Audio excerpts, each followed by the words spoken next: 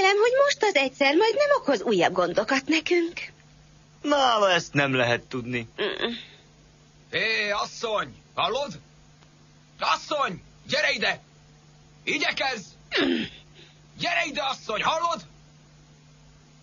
Te nagy szájú, most hozzám beszélsz? Mit képzelsz te magadról? Megjegyzem, a nevem Bulma. Mit műveltél a ruházatommal? A ruháidat betettem a mosásba. He? Azt meg minek? Mert tiszta kosz volt. Csak hogy tudd, én nagy harcos vagyok. Nem hordhatok ilyen nevetséges hacukát. Akkor vedd le és maradj meztelen. Hogy? Mi? Sétálgassak ruhátlanul?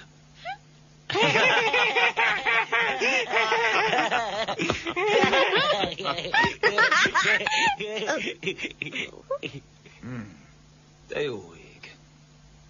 Hogy nézek ki? Csinos vagy. Csönd legyen, ne nevessetek, különben bepancsolok egyet!